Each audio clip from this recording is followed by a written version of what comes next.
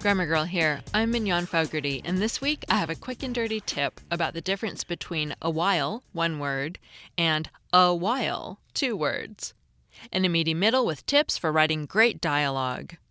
But first, it's time to thank our top-of-the-show advertiser, Sock Club. This holiday season, Sock Club is delivering the perfect gift experience. Quality American-made socks are sent straight to your loved one's door, featuring different designs and a personal note every month. This is the gift that keeps giving all year long. You've heard me talk about Sock Club for the last few weeks, and I have to tell you, this morning I decided to give Sock Club to at least half the people on my Christmas list. I like to get them, so I imagine other people are going to like to get them.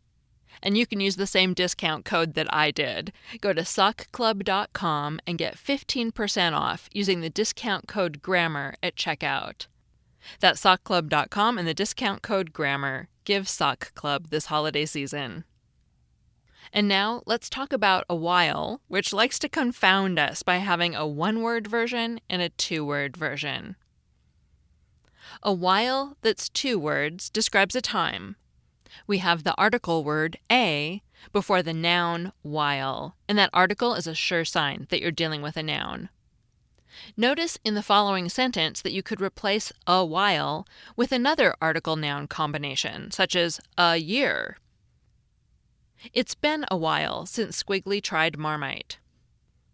Or you could say, it's been a year since Squiggly tried Marmite. Both of those sentences describe a length of time. A while is more general and a year is more specific, but they're both a length of time.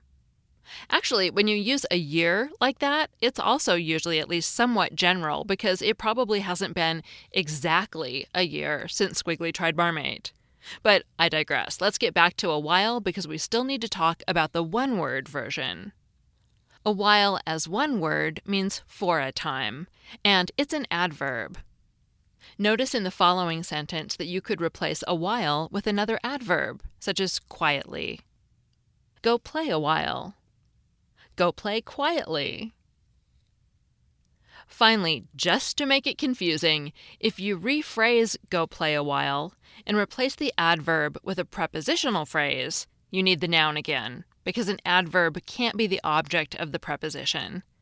So it's go play a while, one word, the adverb, but go play for a while, two words, an article and a noun after the preposition for. The quick and dirty tip is that a while and a while both describe a vague length of time, but you use the one-word version when you need an adverb and the two-word version when you need a noun. To tell the difference, you can test your sentence with other nouns and adverbs.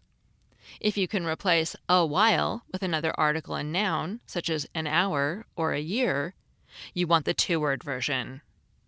If you can replace a while with another adverb, such as quietly, longer, or briefly, you know you want the one-word version. Before we get to the tips about how to write fabulous dialogue, which I always find interesting as a reader, too, it's time to thank our second sponsor this week, the Casper. The Casper is an obsessively engineered mattress at a shockingly fair price. Mattresses can often cost well over $1,500, but Casper mattresses cost $500 for a twin-size mattress, $600 for a twin XL, $750 for a full, $850 for a queen, and $950 for a king. It combines springy latex and supportive memory foams to create an award-winning sleep surface with just the right sink and just the right bounce. An in-house team of engineers spent thousands of hours developing the Casper. Its breathable design helps regulate your temperature through the night, and Time magazine named it one of the best inventions of 2015. Try Casper for 100 nights, risk-free in your own home. If you don't love it, they'll pick it up and refund you everything. Casper understands the importance of truly sleeping on a mattress before you commit, especially considering you're going to spend a third of your life on it. The Casper is made in America, and the company provides free shipping and returns to the U.S. and Canada. And today we have a special offer for Grammar Girl listeners. Get $50 toward any mattress purchase by visiting casper.com/GG and using the offer code GG. That's casper.com/GG and the offer code GG. Terms and conditions apply. And now on to great dialogue. We've all been out in public minding our own business when a distinctive voice caught our ear and we just had to listen to what it was saying. As humans, we're drawn to interesting conversations, and you want your reader to be just as compelled by your book's dialogue as they are by fascinating people they love to talk to in real life.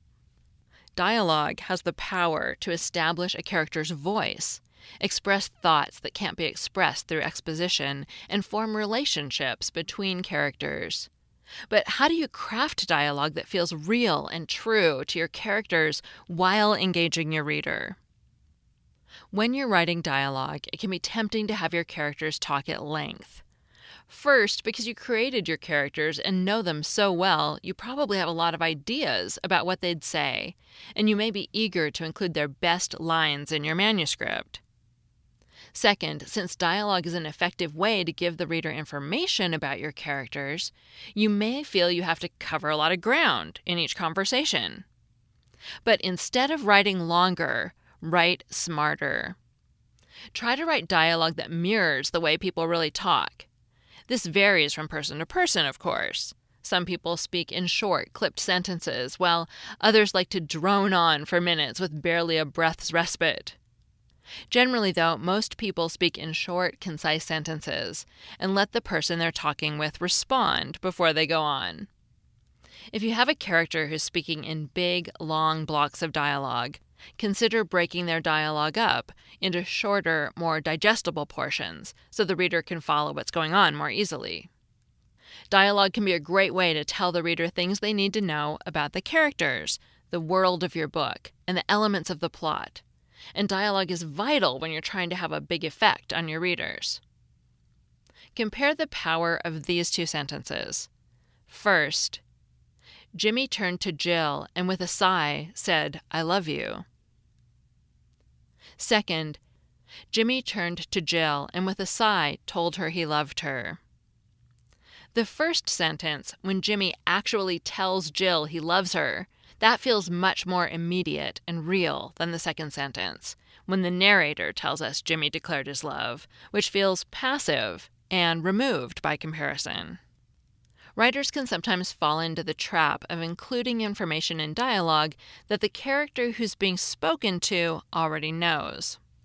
Watch out for dialogue that includes phrases like, "you know," "I already told you," and "remember when?" Phrases like these indicate that your speaking character is repeating something that the person they're talking to already knows, which can leave the dialogue feeling forced rather than natural. Next, avoid creative dialogue tags and adverbs. Dialogue tags are the verbs used to indicate how the dialogue is spoken.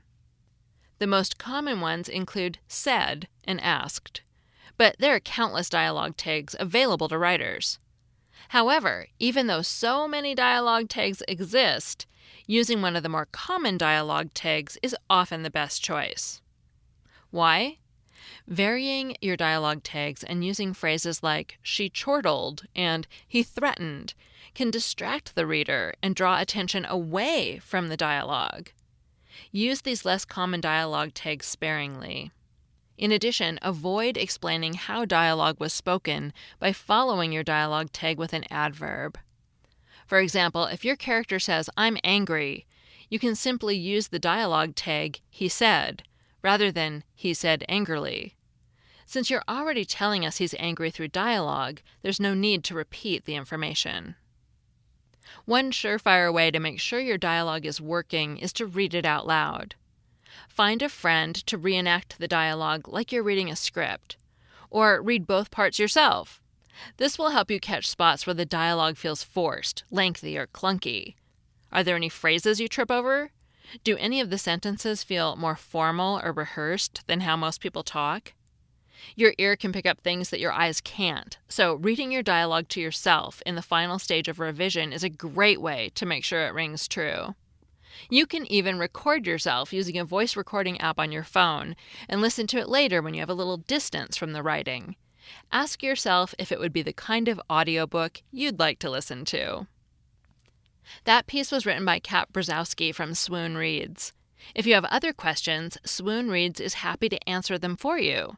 Check out their writing guide and email them any of your pressing questions on writing, the editorial process, or about publishing in general at swoonreads@macmillanusa.com. Finally, thanks to Jay Sanchez Perry, who tweeted that he just discovered the podcast, Latoya, who listens in the Bahamas, Jason, who listens in his car going to and from work, and Douglas, who listens while walking his Andalusian hound around the streets of Seville, Spain. I'm Mignon Fogarty, better known as Grammar Girl, and you can find all the Grammar Girl articles at quickanddirtytips.com. That's all. Thanks for listening.